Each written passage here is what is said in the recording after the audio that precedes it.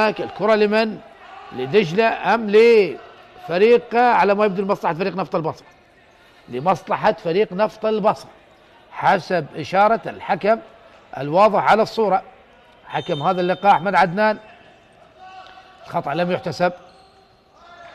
كرة إلى الخارج عادت لمصلحة فريق دجلة الجامعة.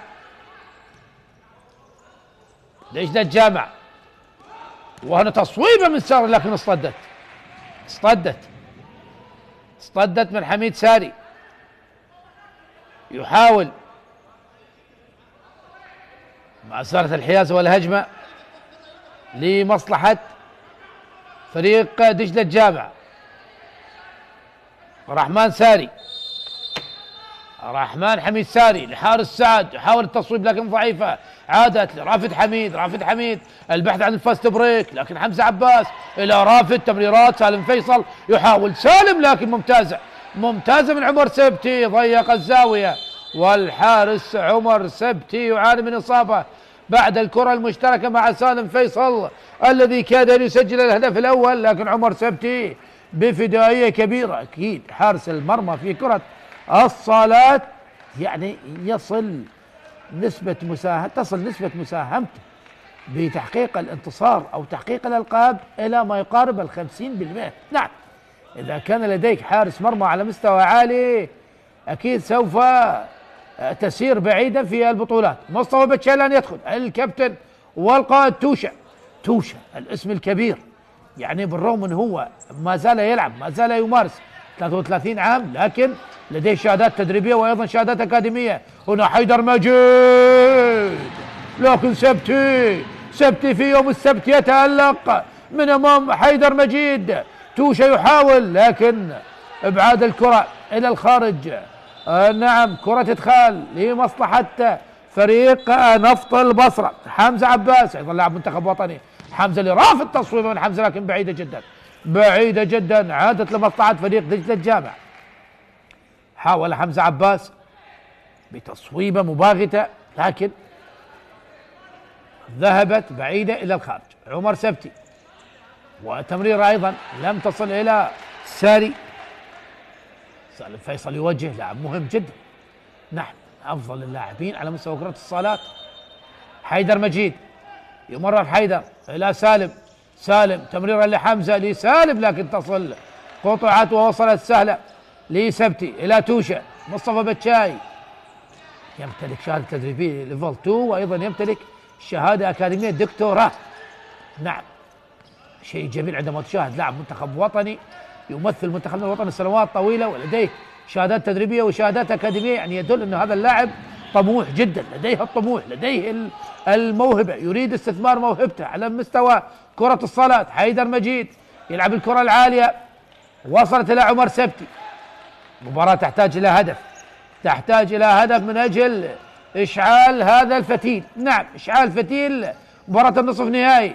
هنا سالم فيصل يلعبها لحمزة لكن قطعت عادت لمصلحة فريق دجلة الجامعة. إذن قطعت رافد حميد الفاست بريك. رافد يصوب جول.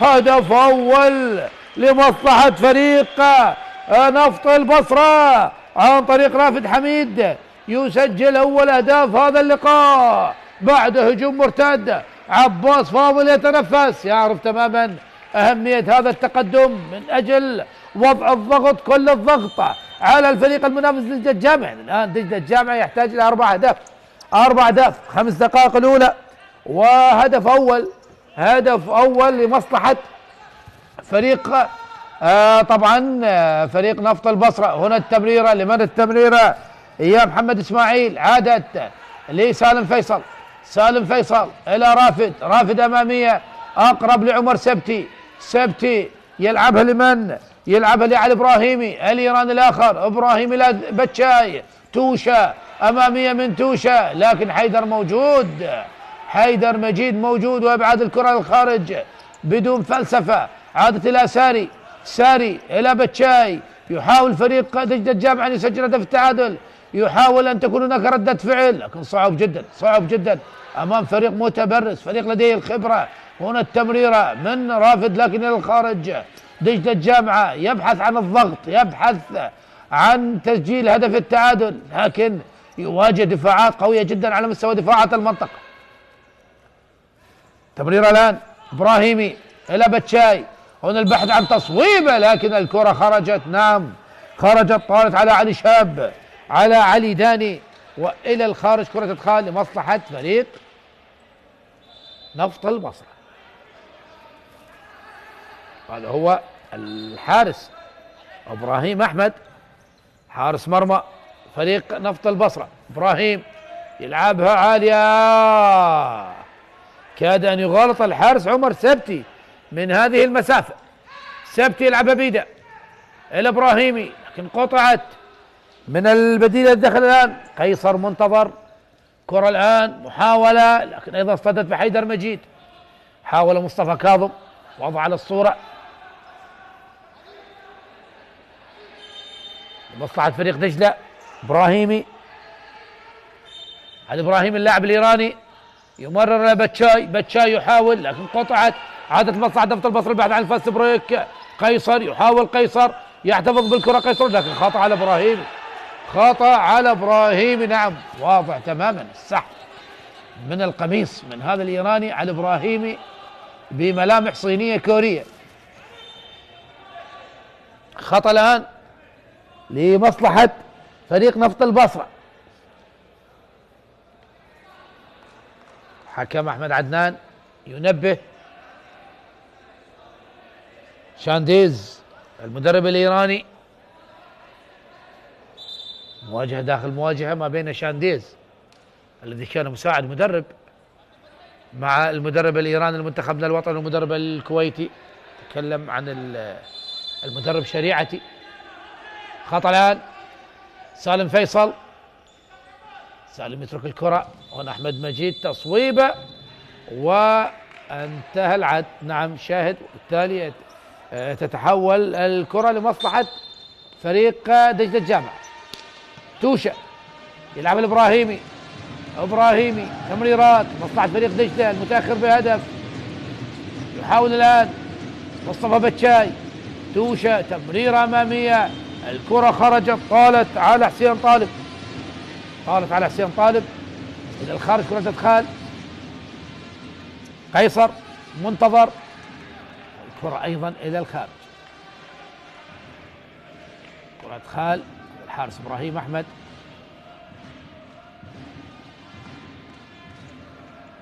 وحارس عمر سبتي. أكيد هي مباراة الحراس، هكذا مباريات الحراس يكون لهم الدور الأكبر في فوز فريق على آخر. مصطفى بتشاي إلى حسين طالب، أو هذا اللاعب مصطفى كاظم، هذا حسين طالب.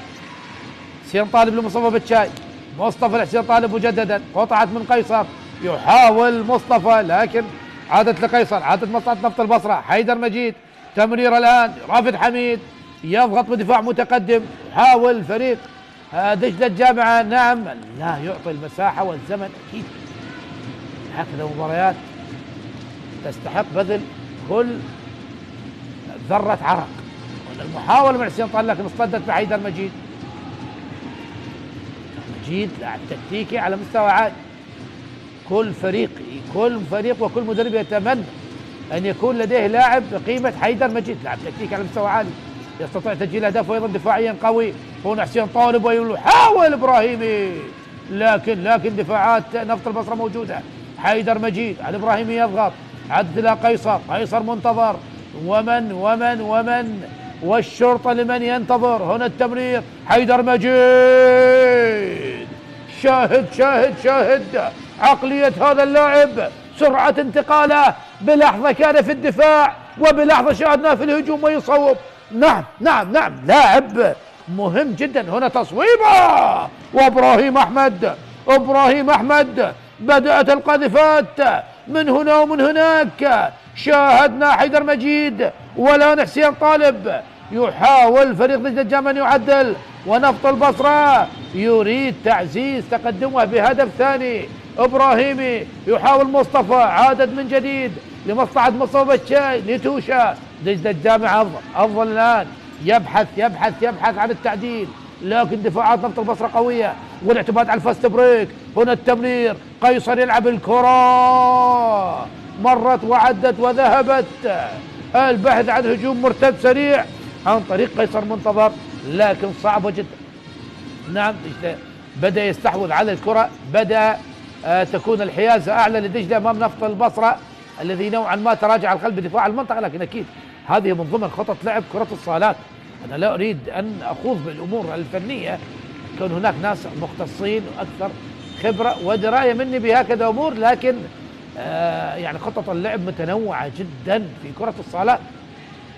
يعني حتى موجودة خطة الباور بلاي، يعني خروج لاعب ودخول، خروج الحارس ودخول لاعب. كرة الآن حسين طالب إلى مصطفى بتشاي، إبراهيمي الإيراني، إبراهيمي إلى بتشاي من جديد، توشة لحسين طالب، حسين طالب يحاول لكن دفاع قوي جدا من عباس فالح. نعم دفاع قوي من عباس فالح واخراج الكرة للخارج. كرة ادخال بتشاي الى ابراهيمي، ابراهيمي يحاول المرور، قرب من حسين طالب، يحاول عمل حجز سكرين، لكن لعب الكرة لعمر سبتي تمريرة الى حسين طالب، يضغط لاعبين نفط البصرة على لاعبي دجلة الجامعة بحثا عن افتكاك الكرة والفست بريك، ودجلة الجامعة يبحث عن الهجمة المنظمة من اجل الزاوية والمساحة من اجل التعديل. هنا حسين طالب هل يصوب؟ يمر لتوشة، مصطفى مع الكرة، تمريرة مرة أخرى على الإبراهيمي قطعة الكرة، يحاول حمزة، تمريرة خطيرة، عباس فالح مرت على عباس، طالت على عباس، عادت لي مصلحة فريق دجلة الجامعة. نعم فريق نفط البصرة بقيادة عباس فاضل الآن يلعب على هذه الجزئية، يلعب على خطف الكرة والهجوم المرتد السريع.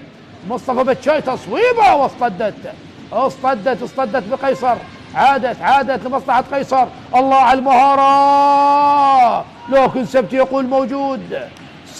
يقول موجود من امام قيصر، منتظر بمهارة عالية، مروة عدى، لكن سبتي موجود. عودة ساري وعودة ايضا اللاعب حارس سعد، عودة اللاعبين الذين بدأوا اللقاء.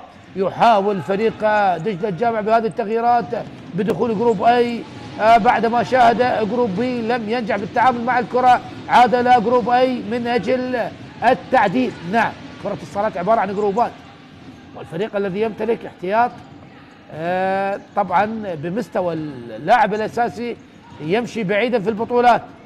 وهنا عمر سبتي قطع الكرة، عمر سبتي ولا الخارج لمصلحة ابراهيم احمد حارس المرمى. 11 دقيقة متبقية على نهاية الشوط الأول. هنا يحاول ساري تصويبة، لكن اصطدت بحيدر مجيد. أينما تريده يكون متواجد. نعم حارث إلى ساري، لكن طالت على ساري.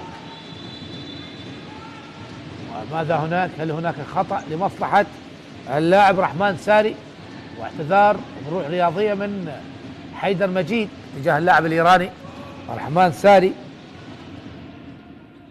طبعا اللاعب رفيع، اللاعب الإيراني لاعب نفط البصرة أيضا لا يلعب كونه مصاب، يعاني من إصابة على الصافرة. الحكم أحمد عصام ينبه. تلعب كرة الإدخال، حيدر لإبراهيم، حذاري، لكن حيدر مجيد الذي يبعد الكرة، لكن إبراهيم أحمد تلاعب بالنار. غير راضي مدرب حراس المرمى على إبراهيم أحمد بهذا التصرف. دام في كرة الصالات يقول لك العب الكرة باتجاه المدرجات ولا تلعب الكرة باتجاه المرمى، لكن يعني تبقى هكذا حالات يعني موجودة.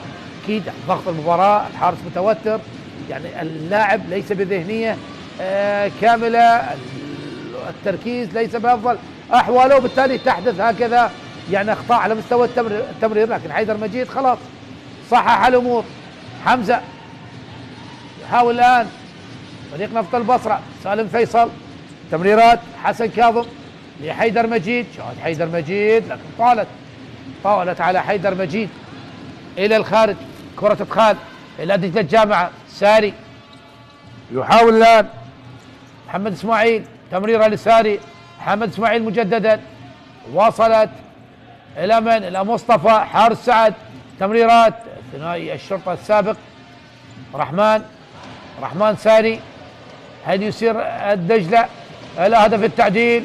يحاول مصطفى البحث عن تصويب لكن يؤخر الى مصطفى حسان مجددا. المحطة هنا، ساري تصويبه، يا الله العارضة من القائم من هذا الساري. تأكدوا لي هل العارضة تحتاج الى الاصلاح بعد هذه التصويبة القوية؟ وتصويبة اخرى من حارس سعد لكن الحارس موجود ابراهيم احمد.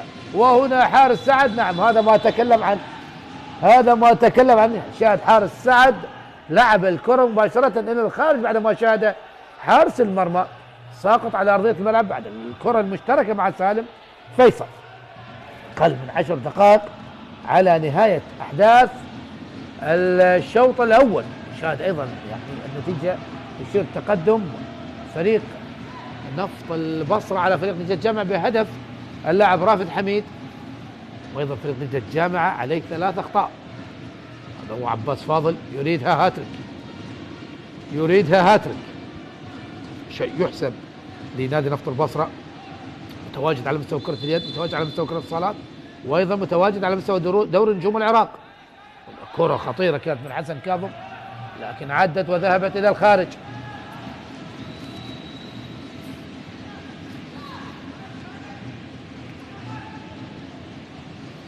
عمر سبتي، مصطفى بتشاي، يعود من جديد توشة الى ساري تمريرة اصطدت باللاعب حمزة عباس وعادت مصلحة فريق نتيجة الجامعة. لعبت كرة الادخال ساري الى محمد اسماعيل الى مصطفى حسان. يحاول مصطفى تمريرة كاد ان يقطع سالم فيصل لكن عاد توشة. هل يصوب توشة؟ يا الله بتشاي، هاي مو عوايدك، هذه الكرات لا تضيع من قدمك اليسرى. نعم مصطفى بتشاي لا يخطأ بهكذا كرات لكن أخطأ بهذه الكرة والكرة ذهبت إلى الخارج. نعم غير راضي مصطفى بتشاي، غير راضي توشي. نعم لاعب الكبير، أبرز لاعبي كرة الصالات يعني تاريخيا. نتكلم عن هذا اللاعب الذي احترف في الصين وفي الكويت. نعم اشترك في العديد من البطولات وحاز على العديد من الألقاب. هنا يحاول مصطفى حسان، قطعت عادت، يحاول رافد حميد، قطعت. أي لقاء ما بين توشة ورافد حميد، رفقاء الأمس منافسي اليوم. مصطفى لمحمد إسماعيل إلى ساري إلى محمد إسماعيل مجددا إلى توشة يحاول الآن ساري، يحاول المرور ساري، عادت إلى توشة تصويبه لكن اصطدت بسالم فيصل وإلى الخارج. كرة ادخال على ما يبدو لامست مصطفى بتشاي. نعم وكرة الادخال لمصلحة فريق نفط البصرة. سالم فيصل تمريرة خاطئة، محمد اسماعيل قطع الكرة، محمد اسماعيل يحاول المرور، يبحث عن تصويبة ام تمريرة. ما بين التصويبة والتمريرة الكرة ذهبت ضعيفة الى الخارج لمصلحة فريق نفط البصرة. ابراهيم احمد، رافد حميد الى سالم فيصل، سالم الى رافد، ان المحاولة يحاول قيصر من امام محمد اسماعيل لكن قطعت، عادت لمصلحة فريق نجدة الجامعة. مصطفى بتشاي يحاول الان ساري، رحمن الى مصطفى الى مصطفى الاخر، احسان الى بتشاي الى احسان مجددا. ثنائي اكيد تفاهم كبير. قطعت الكرة عادت لمصلحة فريق نجدة الجامعة. ساري الى حسين طالب الى ساري مجددا، التمريرات مصلحة فريق دجلة الجامعة، لكن دفاعات قوية، دفاعات قوية جدا من لاعبين نادي نفط البصرة. هنا التمرير مصطفى بتشاي يحاول يسيطر على الكرة، مصطفى حسان إلى بتشاي، بتشاي يحاول المرور وهناك خطأ، هناك خطأ لمصلحة فريق دجلة الجامعة، خطأ لمصلحة فريق دجلة الجامعة وسط اعتراض من رافد حميد.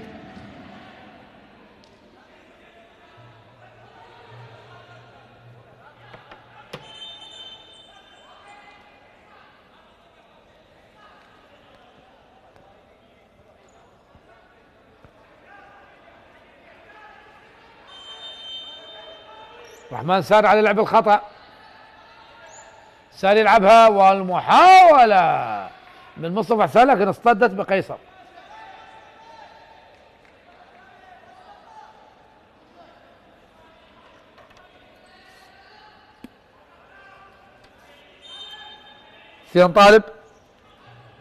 سين طالب على لعب الكرة، يحاول الآن بتشاي إلى مصطفى، مصطفى يحاول لكن وصلت سهلة لإبراهيم أحمد، إبراهيم أحمد بالراس من بتشاي، من جديد سالم فيصل لكن بتشاي موجود، قطع الكرة طالت الكرة للخارج. أقل من 7 دقائق على نهاية الشوط الأول، تقدم فريق نفط البصرة على فريق دجلة الجامعة بهدف مقابل لا شيء. سجل الهدف رافد حميد ضمن المباراة الأخيرة من سلسلة البلاي أوف. هنا محاولة من سالم فيصل لكن قطعت ساري من أمام قيصر منتظر، ساري ما زال يحتفظ بالكرة، الكرة لم تخرج، الآن خرجت لمصلحة فريق دجلة الجامعة. نعم بلاي أوف في دور النصف نهائي، فريق دجلة الجامعة إذا ما أراد التأهل لمباراة النهائية عليه أن يفوز بفارق 3 أهداف، يعني عليه أن يسجل 4 أهداف، بينما فريق نفط البصرة يحتاج إلى الفوز والتعادل والخسارة بفارق هدف وفارق هدفين تؤهله إلى البلاي أوف، طبعا بسبب النتائج. يعني نفط البصرة فاز 6-2 في طبعا الدوري، في مرحلة الدوري، وفاز في البلاي أوف 4-2، بينما دجلة الجامعة فاز في الدوري 5-2 والتعادل كان 3-3. يحاول حارس سعد يضغط على رافد حميد، وصلت لإبراهيم أحمد وإبعاد الكرة من إبراهيم أحمد، كرة إدخال على إبراهيمي، إبراهيمي لحارث يحاول وعادت هنا المحاولة ولكن الإبعاد بتشاي إلى علي، إبراهيمي إلى حارث إلى بتشاي من جديد، مصطفى والتمريرة لم تصل. يعني شاهد مصطفى يتكلم مع سين طالب، أكيد يعني لاعب خبرة يعرف تماما ماذا يحدث داخل الملعب، وبالتالي يوجه اللاعبين كأنك يعني هناك مدرب داخل الملعب. هنا مصطفى بتشاي بالخبرة الكبيرة يترك لعمر سبتي، وصلت لحسين طالب، هجوم مرتد سريع، سين طالب يحاول والكرة الخطيرة، ماذا تفعل يا إبراهيمي؟ كان بإمكانك أن تتعامل مع الكرة بصورة أفضل، لكن إبراهيمي لعبها خلف حارس سعد والكرة مرت، كان من الممكن أن تكون فرصة التعديل، لكن سوء التعامل مع الكرة، بالتالي الكرة ذهبت إلى الخارج. كلام ونقاش ما بين الكادر التدريبي عباس فاضل واحد أعضاء الكادر التدريبي على أكيد يعني هناك الملاحظات مستمرة، يعني هي مباراة داخل مباراة ما بين عباس فاضل والإيراني شانديز. هذا هو سين طالب بالسلامة، واخراجه ودخول اللاعب مصطفى كاظم. 5 دقائق متبقية على نهاية الشوط الأول، والكرة الآن وصلت لحسن كاظم، تمرير الإبراهيمي، إبراهيمي ماذا تفعل أيها اللاعب الإيراني؟ كان بالإمكان أن تسجل هدف التعديل، وهناك خطأ وسط اعتراض من دكة بدلاء فريق دجلة الجامعة. اهدى يا كابتن، أنت تلعب في مباراة نصف نهائي، لا داعي لهذه العصبية. نعم لا داعي لهذه العصبية، يجب أن تكون أكثر هدوءا، يجب أن تكون أكثر انضباطا ورباطة جيش. نعم لا تحتاج لهذه العصبية والانفعالات. نعم لا داعي، والآن دخلت يعني داخل الساحة. لا يا كابتن اهدأ، اهدأ يا كابتن. إذا أنت كنت مدير فريق أو مشرف على الفريق يجب أن تكون هادئ. نعم، لا نريد العصبية في المصطبة. وهنا حيدر مجيد والتصويب، لكن ذهبت إلى الخارج. نعم، أتكلم عن العصبية التي تكون في المصطبة، وبالتالي هذه العصبية تنسحب إلى داخل الصالة إلى اللاعبين، وبالتالي على الأعضاء الكادر الإداري والتدريبي يجب يكون أكثر انضباطا وأكثر هدوء.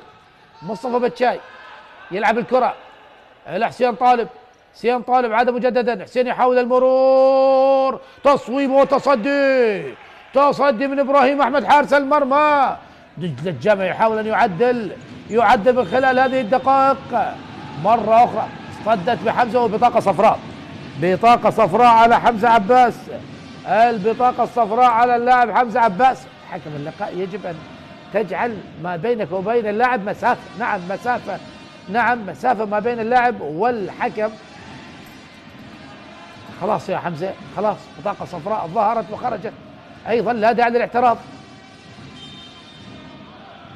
خاصة لاعب منتخب وطني. كرة عادت مصعد فريق دجلة الجامعة، عمر سبتي، سبتي إلى بتشاي، بتشاي تمريرة إلى إبراهيمي، إبراهيمي أضاع كرتين بعدم التعامل بصورة صحيحة والبحث عن التصويب، لكن الكرة إلى الخارج، إلى الخارج. 4 أخطاء على فريق دجلة الجامعة. الميقاتي عمرو أحمد حكمنا الدولي. إبراهيمي يلعبها، هل تصويبة من اللمسة الأولى لكن اصطدت. حاول حسين طالب، كرة تدخل لمصلحة فريق دجلة الجامعة.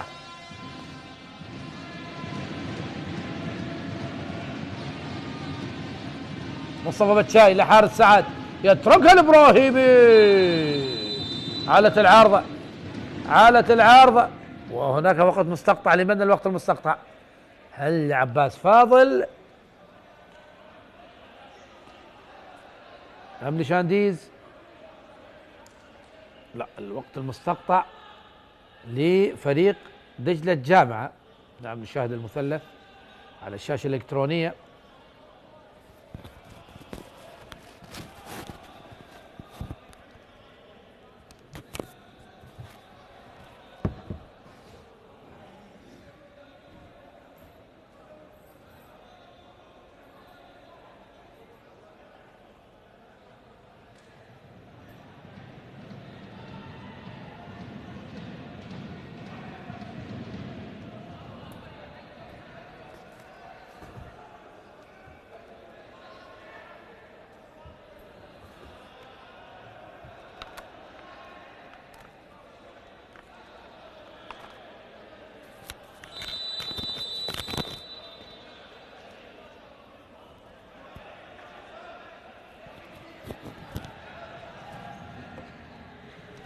ينتهي الوقت المستقطع الذي طلبه المدرب حميد شانديز، المدرب الإيراني، مدرب نادي دجلة الجامعة. ونعود نستنى في اللقاء قبل نهاية الشوط الأول.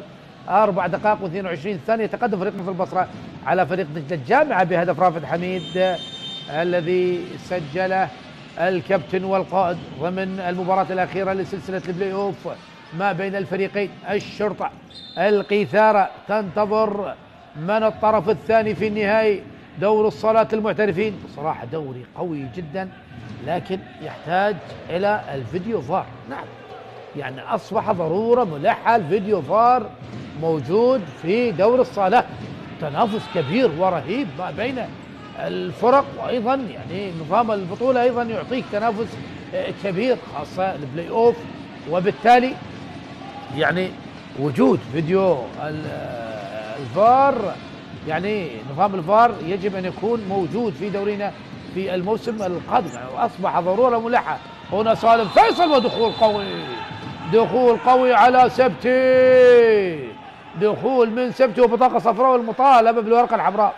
بطاقة صفراء على عمر سبتي بعد دخول قوي على سالم فيصل. وشاهد مصطفى بتشاي وسالم فيصل، وكلام أكيد يعني مصطفى بتشاي يعني بصراحة مثال يقتدى به في عالم الرياضة العراقية، ليس على مستوى كرة الصالات. يعني شاهد كيف هدأ الأمور والابتسامات المتبادلة وأنهى كل شيء. نعم، هذا هو الكابتن الحقيقي والقائد الحقيقي. وبطاقة صفراء على عمر سبتي، صفراء على حمزة عباس من طرف نفط البصرة، وصفراء على عمر سبتي. خطأ الآن، الخطأ الخامس على فريق دجلة الجامعة. يعني أي خطأ الآن على فريق دجلة الجامعة، ركلة جزاء من مسافة 10 يارد.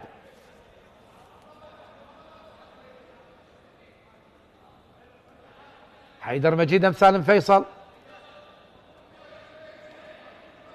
المدفعش سالم فيصل أم حيدر مجيد؟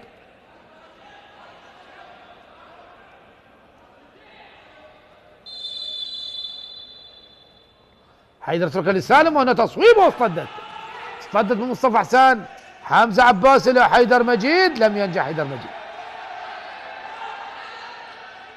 سريعة من عمر سبتي لمصطفى بتشاي عالية باتجاه مصطفى حسان، يحاول لكن قطعت، عادت لسالم فيصل. كرة الله الله الله الله، حاول بهذه الكرة سالم فيصل لكن لم تأتي كما يشتهي سالم فيصل. عادت حارس سعد لمصطفى بتشاي لحارث، لكن قطعت من حمزة، يحاول حمزة، وخروج ناجح من عمر سبتي.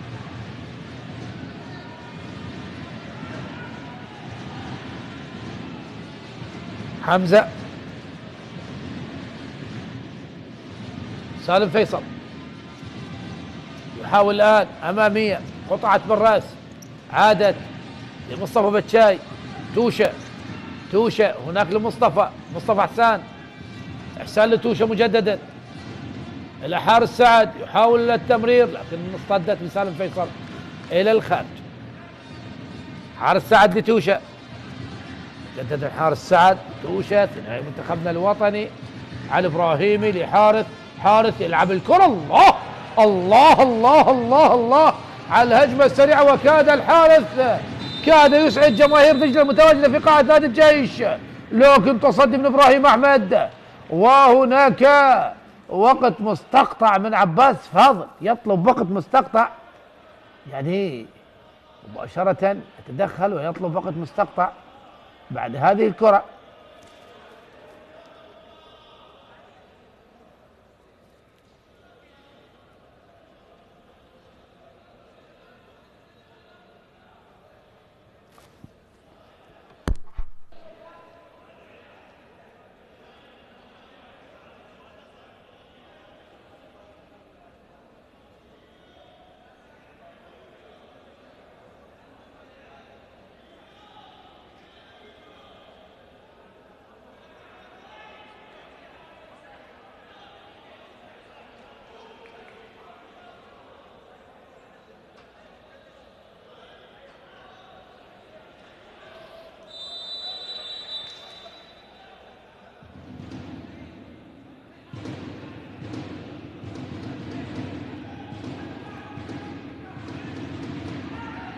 ينتهي الوقت المستقطع ونعود نستأنف اللقاء من جديد.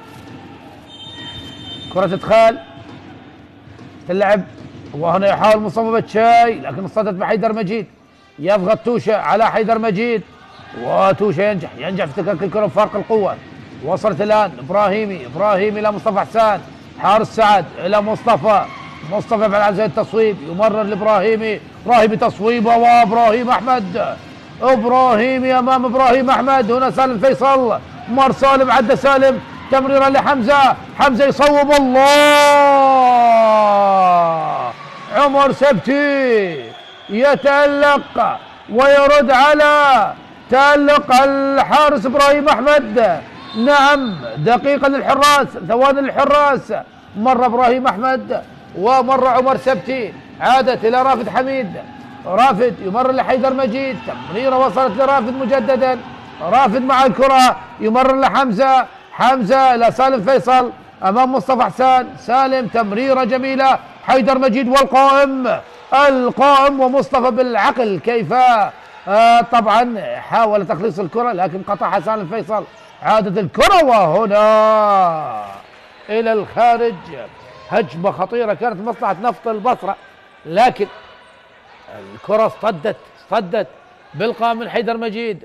هنا ساري رحمن يمرر إلى حسين طالب، حسين طالب إلى مصطفى بتشاي، توشة إلى ساري مجددا إلى حسين طالب، حسين طالب تمريرة، يحاول مصطفى حسان، توشة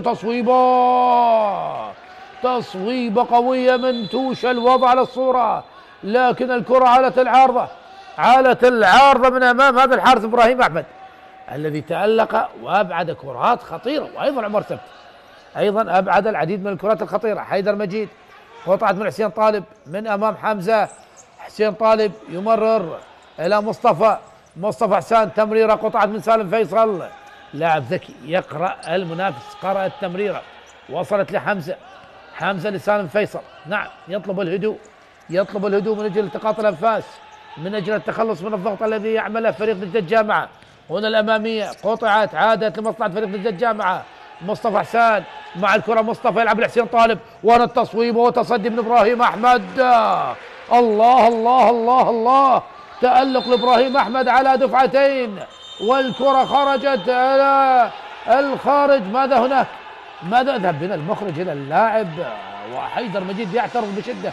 لا يا حيدر، ومصطفى بتشاي يطالب بورقة صفراء، ونعم ورقة صفراء. نعم حيدر مجيد استحق الورقة الصفراء من خلال هذا الاعتراض.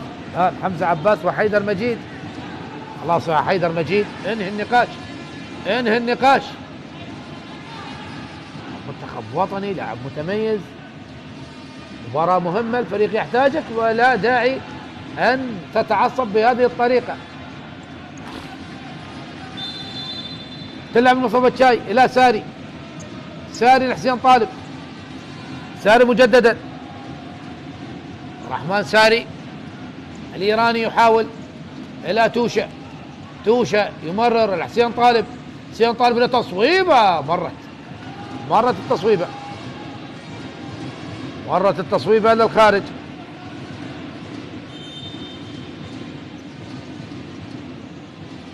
إبراهيم أحمد يلعبها أمامية لرافد حميد، رافد من أمام مصطفى بتشاي، صراع الكباتن بين رافد حميد ومصطفى بتشاي، سبق وأن لعبها سوية. هنا المحاولة من حيدر مجيد، لكن مرت من أمام حيدر مجيد. عادت مصلحة فريق نجدة الجامعة.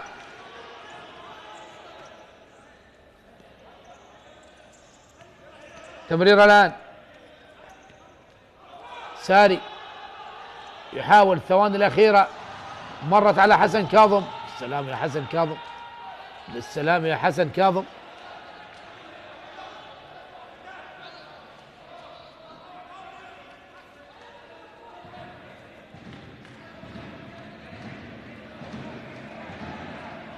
كرة إدخال، الثواني الأخيرة 31 ثانية على نهاية الشوط الأول. تقدم فريق نفط البصرة على فريق نجدة الجامعة بهدف رافد حميد. حيدر مجيد، رافد حميد، عمر سبتي إلى توشة، مصطفى تمريرة وصلت إلى حسن يحاول المرور، هنا التصويب. الله يا إبراهيم، تصويبة مصطفى كاظم، وأيضا تصدي آخر من إبراهيم أحمد. تألق كبير لإبراهيم أحمد أمام فريق نجدة الجامعة في الشوط الأول. هنا قيصر محاولة المرور، لكن عمر سبتي موجود. 6 ثواني أخيرة، تمريرة قطعت من حيدر مجيد من أمام حسين طالب. خلاص انتهى الشوط الأول بتقدم فريق نفط البصرة على فريق نجدة الجامعة بهدف مقابل لا شيء. سجل اللاعب رافد حميد. حبيت مشاهدي الأرض، وبعد استراحة قصيرة نعود إليكم مجددا.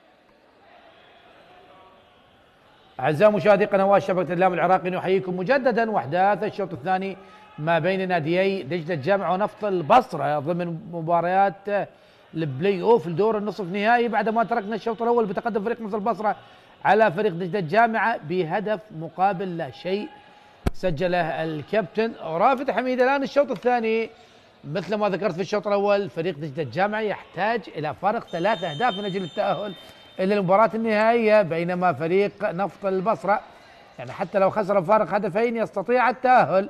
أكيد يعني حامل اللقب يريد أن يدافع عن لقبه. تكلم عن حامل اللقب في آخر مناسبتين، في آخر بطولتين للدوري العراقي. الشرطة وصل بعد اجتيازه حاجز الموارد المائية بانتظار من؟ دجلة الجامعة أم نفط البصرة؟ لغاية الآن نفط البصرة. وفي المباراة النهائية رافد حميد يلعب الكرة باتجاه حيدر مجيد، تصويب وتصدي من عمر سبتي. أول كرة خطيرة لمصلحة فريق دجلة الجامعة.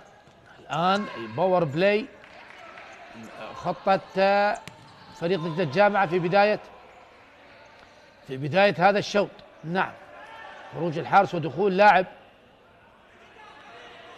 من اللاعب الذي دخل بديل لحارس المرمى. يحاول الآن، هنا تصويب مصطفى حسان، وهنا التصدي والتصويب. ماذا هناك؟ لا وجود لشيء. مصطفى بتشاي هو الباور بلاي. كرة خطيرة كانت لدجلة الجامعة.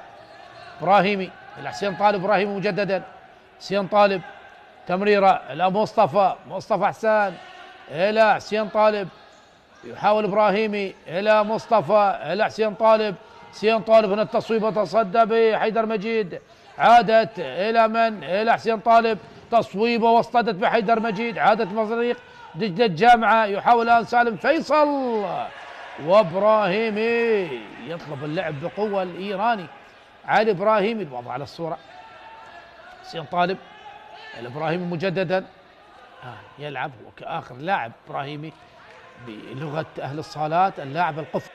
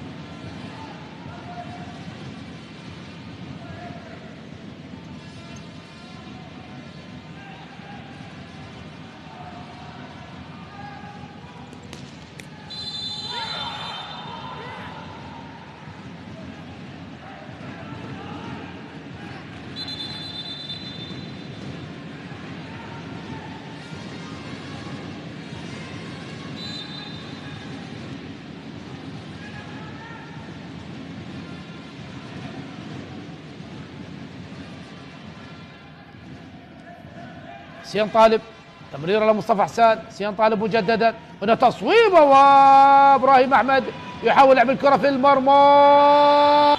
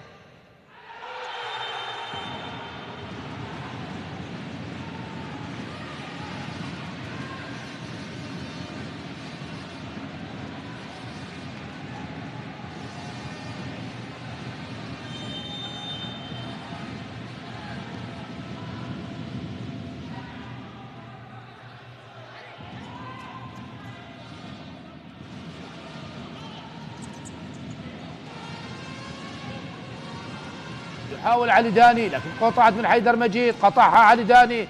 عادت مباراة قوية جدا في بداية الشوط الثاني. هنا المحاولة ومحاولة رافد حميد لكن اصطدت برحمن ساري. 4 دقائق مرت سريعا من الشوط الثاني. 2 نفط البصرة، هدف لدجلة الجامع.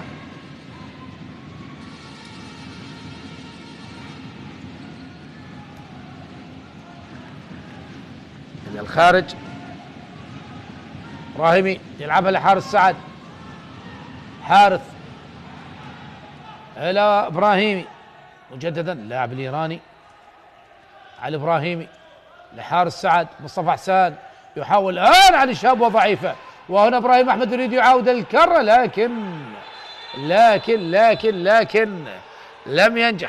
لم ينجح ابراهيم احمد. لكن هل هناك خطأ لمصلحة الحارس ابراهيم احمد خلال هذه اللقطة؟ لا وجود لشيء، الحكم يقول له لا وجود لشيء.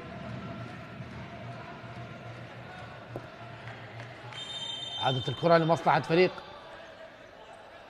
دجلة الجامعة. ساري الى حارث سعد، حارث الى ساري مجددا، رحمن الى حارث يحاول الان مصطفى حسان، حارث سعد مجددا، رحمن ساري، مصطفى بتشاي الى علي دوني.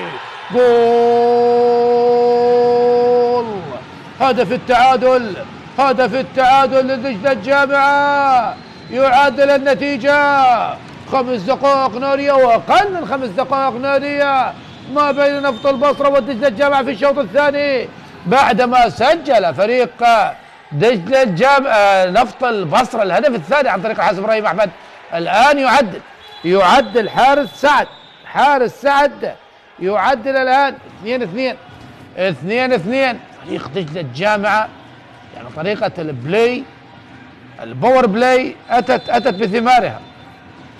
سجل الفريق هدفين. حيدر مجيد يلعبها امامية، حيدر مجيد، رافد حميد يحاول لكن قطعت حارس سعد الى عمر سبتي لحارس سعد. وصلت الان هنا حارث يحاول المرور لكن طالت والى الخارج كرة ادخال. نعم حيدر مجيد على لعب كرة الادخال. نفط البصرة كيف سوف يتعامل حارس سعد. رحمن ساري الى حارث الى مصطفى، هذا الباور بلاي مصلحة فريق دجلة الجامعة. حارس سعد يحاول الان فريق دجلة الجامعة يسجل هدف ثالث، لا سجل هدف ثالث لا المباراة تشتعل. رحمن ساري الى توشة، علي داني من جديد توشة، تمريرات سريعة لمصلحة فريق دجلة الجامعة، بحثا عن زاوية، بحثا عن مساحة، بحثا عن فرصة للتقدم. هنا حارس سعد الى رحمن ساري، تمريرة حارس سعد طالت من حارس سعد، تمريرة خاطئة من حارس سعد لاعب منتخبنا الوطني ايام يا حارس سعد. اذكرك عندما دخلت في اول لقاء لك ضد غازي الشمال مع نادي الشرطه عندما كنت صغيرا جدا صغيرا جدا. هنا الكره الخطيره مره اولى وثانيه عن طريق اللاعب ابراهيم سامي، وطالت الكره وذهبت الى الخارج الى الخارج، والكره لمصلحه فريق نفط البصره.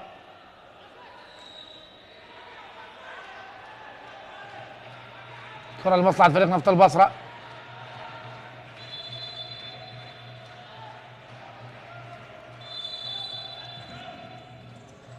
رافد يلعب الكره، ايضا اصطدت ومصطفى حسان من جديد. رافد يلعب الكره عاليه، هنا تصويبه لكن ابعاد من حارس سعد، ابعاد من حارس سعد.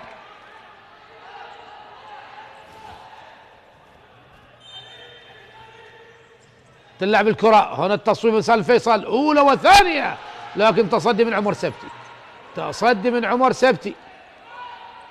رحمن ساري، رحمن يضغط فريق نفط البصره للامام من اجل منع فريق دجله الجامعه باللعب بالباور بلاي. مصطفى حسان لحارث الى مصطفى، مصطفى يحاول المرور الى علي شاب، وهناك خطا، خطا على رافد حميد، الخطا الثاني على نفس اللاعب في الشوط الثاني. نعم، خطا ثاني لمصلحه فريق دجله الجامعه على علي شاب، خطأ لمصلحة فريق دجلة الجامعة. 8 دقائق مرت. حارس سعد، ساري إلى توشة، إلى حارس سعد إلى توشة، هل يصوب؟ تصويب وتصدي من إبراهيم أحمد، وإبراهيم أحمد يبحث عن هدف ثالث لكن ساري موجود. ساري عاد سريعا وتصدى الكرة. حارس سعد إلى رحمن ساري، ساري هل يصوب؟ تصويبة مرت من رحمن ساري. يحاول الآن اللاعب حمزة من أمام ساري، حمزة تخلص، مرة لسالم، ترك لحيدر، حيدر يصوب، الله، حيدر مجيد يسجل الهدف الثالث. أي إثارة ومتعة في الشوط الثاني، هدف ثالث لمصلحة نفط البصرة الذي يزيد الضغط على فريق دجلة الجامعة، لكن شوط ثاني جميل وجميل جدا. نعم، عكس الشوط الأول، وبالتالي الآن فريق دجلة الجامعة يبحث عن التعديل. ساري لحارس سعد، يحاول توشة، فقد الكرة توشة إلى الخارج. كرة تدخل لمصلحة فريق نفط البصرة.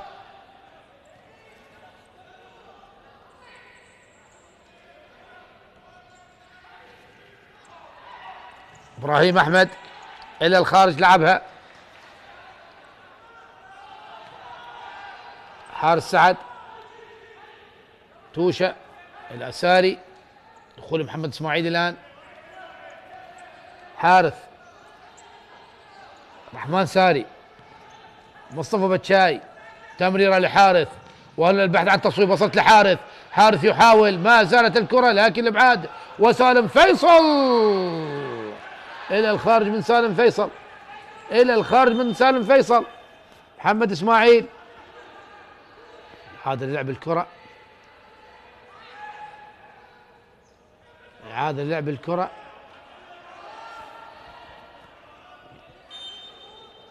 عمر سبتي، محمد اسماعيل، ابراهيمي يحتفظ بالكرة بمكان خطير جدا، وصلت لمحمد اسماعيل، لحارس سعد، مرت الكرة، وصلت لحمزة، المرمى خالي، وتصدي من ابراهيمي، ينقذ مرمى دجلة الجامعة من هدف رابع. تلعب الكرة والمحاولة من سالم فيصل بعيدة إلى الخارج. مباراة مثيرة بالشوط الثاني. حارس سعد إلى إبراهيمي،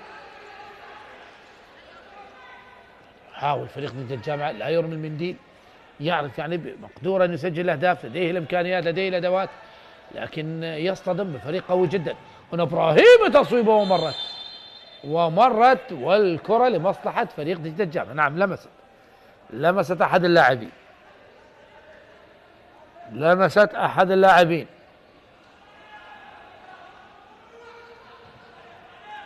تمرير الكرة إلى علي إبراهيمي يمرر لحارث إلى مصطفى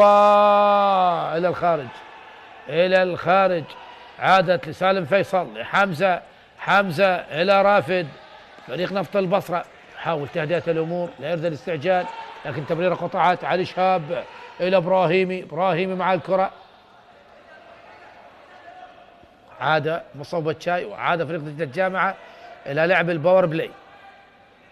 إبراهيمي ماذا تفعل إبراهيمي؟ سالم فيصل عدى المرمى خالي يا سالم فيصل، أكيد يصفع وجهه. لم نتعود على سالم فيصل أن يضيع هكذا هجمات، هكذا كرات. يعني المرمى خالي لعبها بالقام. لا تأكدوا لي، هل هذا سالم فيصل؟ على العموم تحدث هكذا أخطاء. عن إبراهيمي، علي يمر لمصطفى تمرير أيضا خاطئة، عادت إلى علي إبراهيمي مع الكرة يبحث عن حارس سعد. علي إبراهيم مجددا لصوب تصويبه وتصدي إبراهيم أحمد. حمزة يحاول، لكن لعب الكرة عادت لمصلحة فريق دجلة الجامعة. مصطفى بتشاي إلى علي شهاب، مصطفى بتشاي مجددا إلى إبراهيمي لحارس سعد. حارث إلى علي إبراهيمي يصوب لكن سهلة. إبراهيم أحمد تصويبة بعيدة إلى الخارج. ماذا هناك؟ توقف المباراة من قبل الحكم الثاني أحمد عصام. 3 أخطاء على فريق نفط البصرة مقابل خطأين، وهنا والنتيجة أيضا نفس النتيجة، 3 نفط البصرة، هدفين لدجلة الجامعة.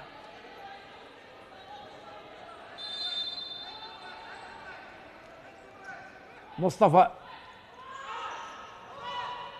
إلى اللاعب رحمن، حارث إلى رحمن مجددا. دفاع متقدم فريق نفط البصرة، يضغط إلى الأمام. حارس سعد تمريرة، حسين طالب، حارس سعد مجددا إلى رحمن ساري. حسين طالب إلى ساري عدى مرر لحارث إلى حسين طالب، تمريرات قصيرة. مصطفى إلى حارث إلى مصطفى مجددا إلى اللاعب حسين طالب، تمريرات قصيرة لمصلحة فريق دجلة الجامعة. يضغط نفط البصرة للأمام بحثا عن خطف الكرة. هنا ماذا تفعل؟ تصويبه وتصدي من مصطفى حسان بالرأس، وصلت إلى قيصر. هنا المحاولة، هدف رابع عن طريق اللاعب إبراهيم سامي، يسجل الهدف الرابع لمصلحة فريق دجلة الجامعة. 4 دجلة هدفين، 4 نفط البصرة هدفين لدجلة الجامعة، وبالتالي الأمور تزداد صعوبة على فريق دجلة الجامعة وتزداد سهولة لفريق نفط البصرة. مصطفى بتشاي يحث اللاعبين على الهدوء. نعم، حارس سعد لرحمن ساري، مصطفى بتشاي ساري أيضا تمريرة خاطئة. هنا الكرة عدت الكرة، حاول حمزة عباس،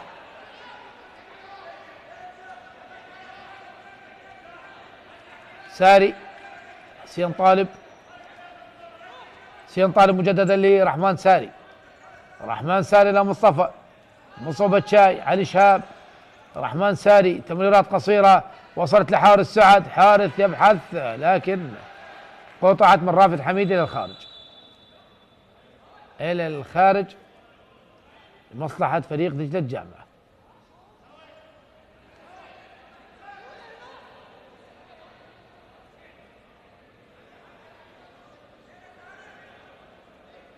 هذا هو حارس سعد، وعباس فاضل مدرب نفط البصرة يريد لقب ثالث على التوالي لفريق نفط البصرة. قريب من وصول المباراة النهائية. إذا صعد فريق نفط البصرة المباراة النهائية لديه الضليع على حساب نادي الشرطة، كون فريق نفط البصرة تغلب على نادي الشرطة في مباراة الذهاب وتعادل في الإياب. مصطفى بتشاي لرحمن ساري، بتشاي من جديد إلى حسين طالب، توشة يمرر إلى ساري، يحاول فريق نجدة الجامعة، حارس سعد، بتشاي إلى رحمن، علي شهاب مجددا، تمريرات قصيرة، حسين طالب هل يصوب ساري وتصدي إبراهيم أحمد وحيدر مجيد إلى الخارج، إلى الخارج من حيدر مجيد.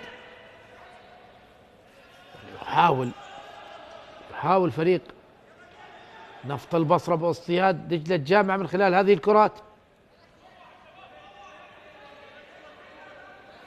4-2. بتشاي إلى علي شاب، رحمن ساري، مصطفى، علي شاب يسدد لكن اصطدت بحيدر إلى الخارج، كرة إدخال.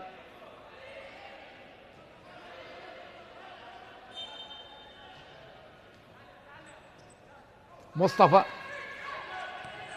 حسين طالب إلى مصطفى إلى حارث، حارث يصوب واصطدت سالم فيصل يحاول المرور لكن طالت على سالم فيصل. عادت مصلحة فريق نجدة الجامعة. رحمن سالم إلى مصطفى بتشاي، رحمن تمريرة طالت على حسين طالب إلى الخارج، إلى الخارج كرة إدخال.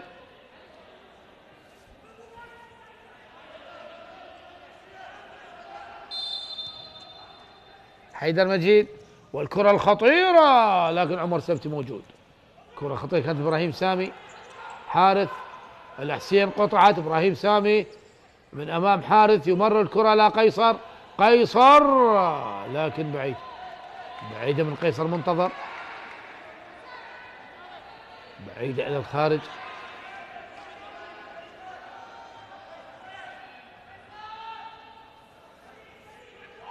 أقل من 8 دقائق على نهاية اللقاء. حسين طالب الإبراهيمي، حسين طالب مجددا، إبراهيمي، حسين طالب إلى مصطفى الإبراهيمي هل يصوب إبراهيمي؟ تصويب اصطدت عادة المصطفى. بتشاي إلى علي لمصطفى ويحاول، كرة خطيرة كانت لمصلحة فريق نجدة الجامعة لكن مرت.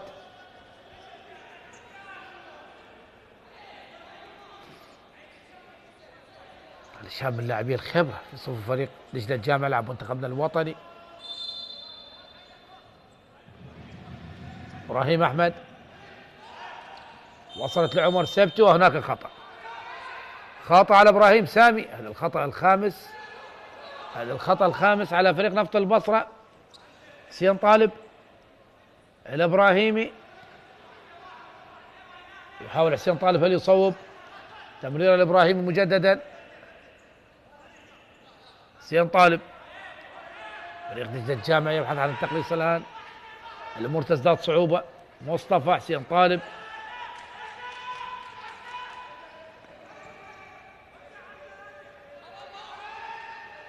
تمريرات قصيرة وصلت لإبراهيمي، حسين طالب، حسين طالب تمريرة خاطئة.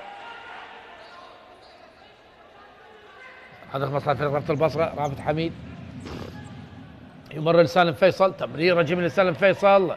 حمزة يحاول المرور، حمزة المرمى خالي، تصويبة هدف خامس عن طريق اللاعب حمزة عباس يسجل الهدف الخامس لمصلحة فريق نفط البصرة. 5 أهداف مقابل هدفين. الأمور أصبحت أشبه بالمستحيلة لفريق دجلة الجامعة بالعودة في هذا اللقاء. نفط البصرة يضع قدم ونصف القدم في المباراة النهائية. صعب جدا عودة فريق دجلة الجامعة. 5-2 ومتبقي ما يقارب 6 دقائق. مصطفى حسان، تمريرة مصطفى بتشاي، عاد ابراهيمي، قطعة من سالم فيصل، هناك خطأ، خطأ على علي شهاب،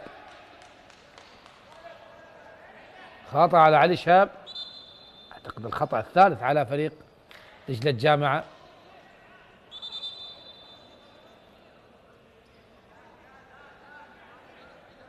الكادر التدريبي لفريق دجلة الجامعة،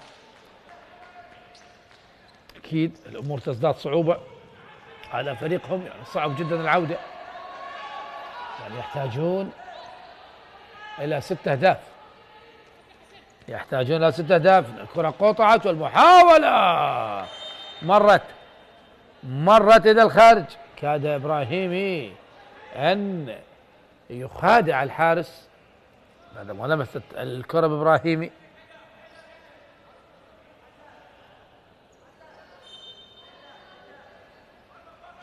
الكرة الآن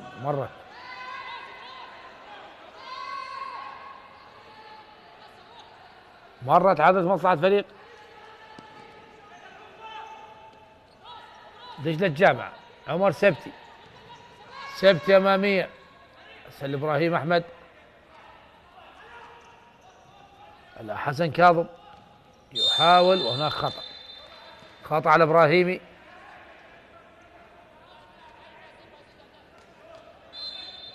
مصلحة قيصر منتظر، وضع على الصورة،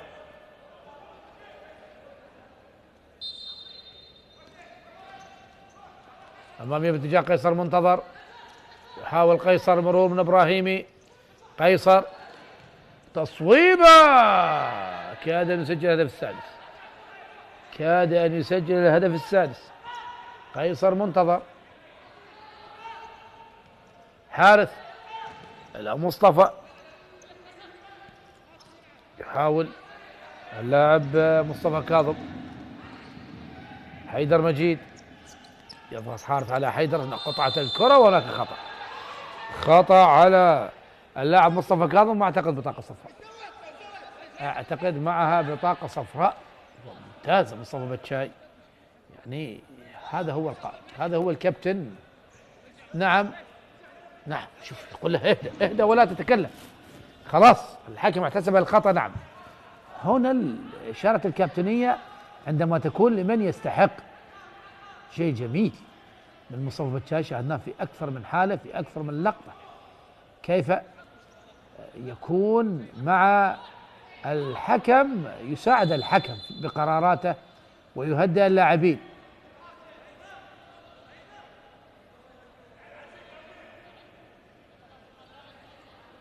ماذا هناك؟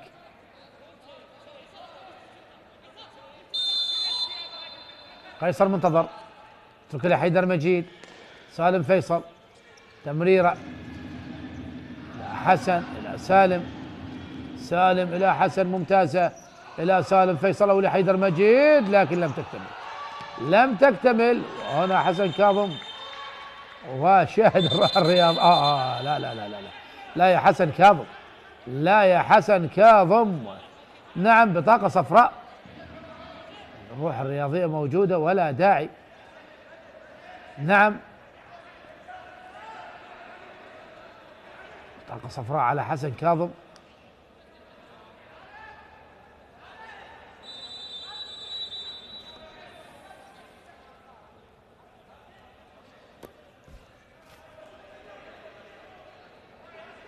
وقت مستقطع قبل نهاية اللقاء بأقل من 5 دقائق. وقت مستقطع الآن من فريق دجلة الجامعة.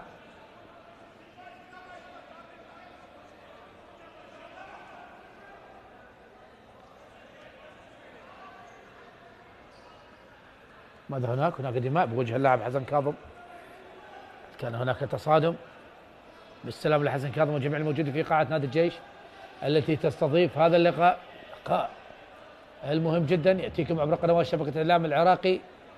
المباراة الأخيرة من سلسلة البلاي أوف لدور النصف النهائي ما بين نفط البصرة ودجلة الجامعة. دجلة الجامعة قريب جدا، قريب جدا من الوصول إلى المباراة النهائية. 3 أخطاء على كل فريق، أقل من 5 دقائق على نهاية هذا اللقاء.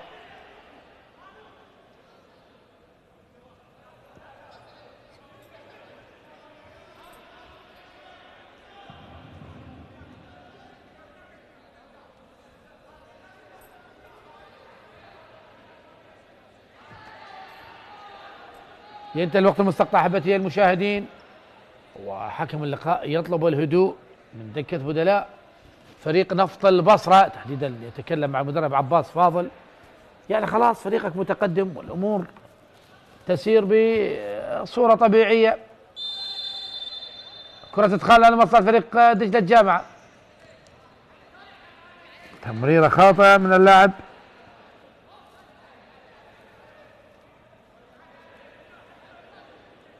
عادت مصلحة فريق نفط البصرة. سالم فيصل، سالم تمريرة قطعت، عادت لإبراهيمي، محاول الآن دجلة الجامعة باحث عن هجوم مرتد سريع.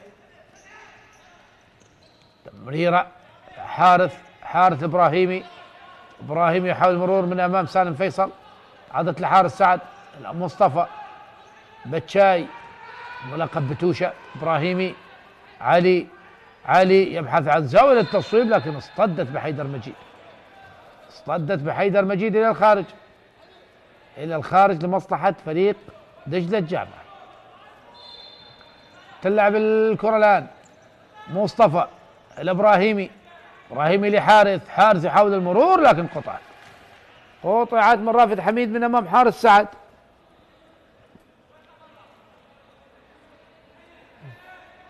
حارث يلعبها ودخول قوي من حارث سعد. نعم، خطأ واضح على حارث سعد، ويطالب لاعبي فريق نفط البصرة بالبطاقة الصفراء. روح رياضية موجودة.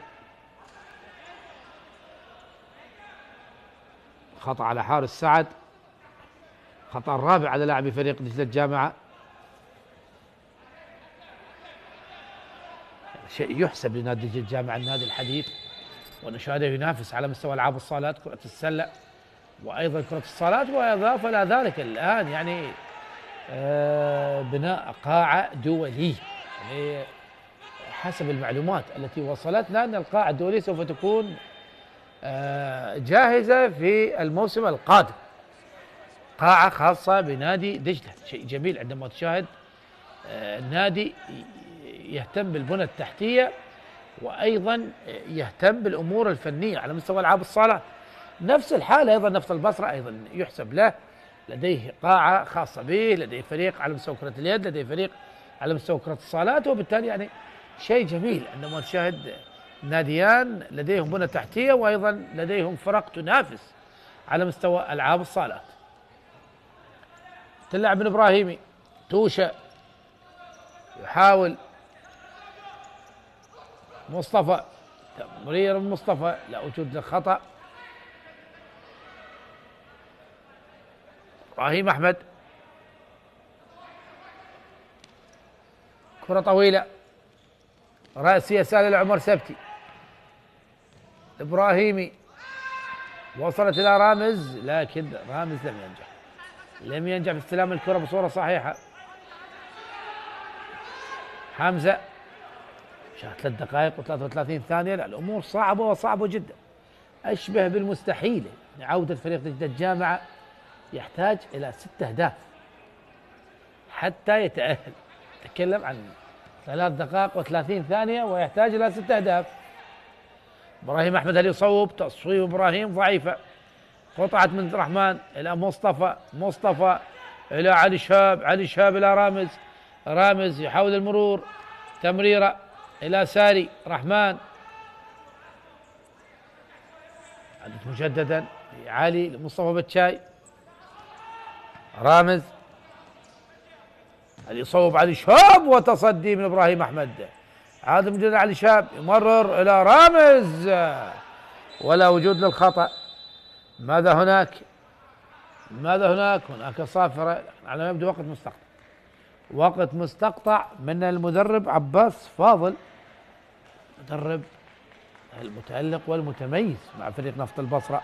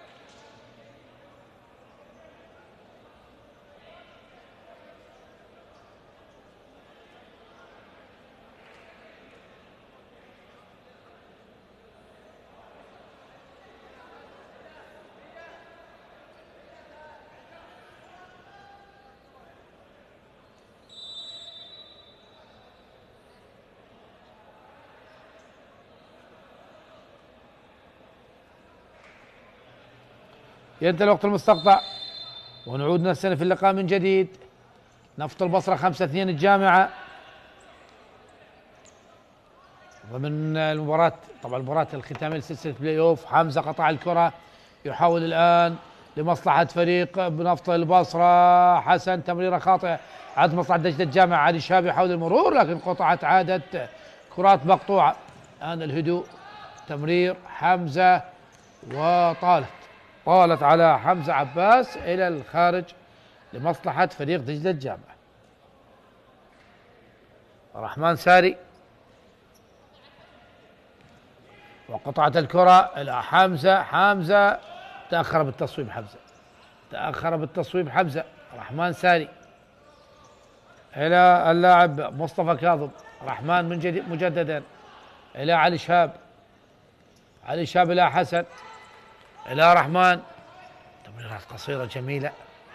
رحمن ساري، مصطفى، حارس سعد، علي شهاب. أقل من دقيقتين على نهاية اللقاء. رحمن ساري، حارث، يحاول فريق دجلة الجامعة. علي شهاب، حارس سعد إلى مصطفى لكن قطعت من حمزة. قيصر، قيصر من أمام حارس سعد. قيصر تمريرة وصلت إبراهيم سامي، يمرر لحمزة لكن سهل لعمر سبتي. أمامية من عمر إلى علي شاب يحاول المرور وهناك خطأ على قيصر منتظر. الخطأ الرابع على فريق نفط البصر. 4 أخطاء على كل فريق. الآن من سوف يصوب؟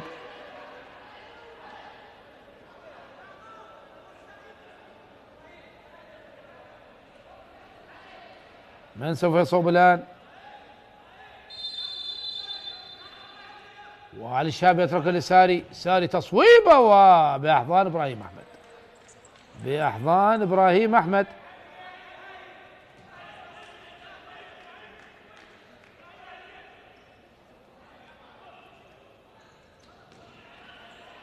للخارج.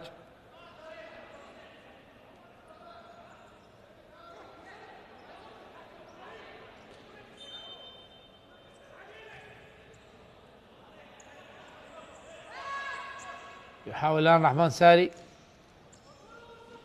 رحمن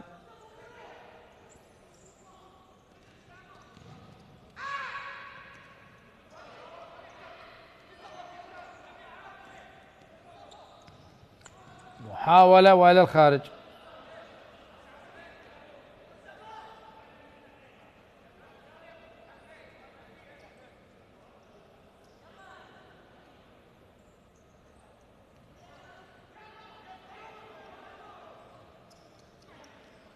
وصلت لحمزة قطعت وحيدر مجيد.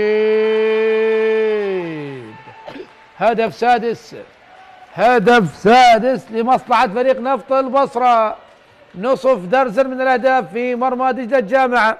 حيدر مجيد يسجل الهدف الشخص الثاني له ويستمر بصدارة هدافي الدوري العراقي لهذا الموسم 24-25.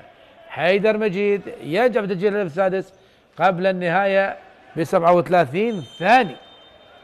مباراة كبيرة قدمها فريق نفط البصرة أمام فريق دجلة الجامعة. خلاص دجلة الجامعة ينهي اللقاء، أكيد يعني الأمور صعبة جدا، وبالتالي بانتظار طبعا يعني انتهاء الثواني المتبقية، والروح الرياضية موجودة. مبارك لفريق نفط البصرة تأهله إلى المباراة النهائية لملاقاة الشرطة في سلسلة بلاي أوف أخرى سوف تكون أيضا جميلة وممتعة ما بين الفريقين. وهاردك لفريق دجلة الجامعة الذي قدم مباريات كبيرة في هذا الموسم، وإضافة لكرة الصالات العراقية.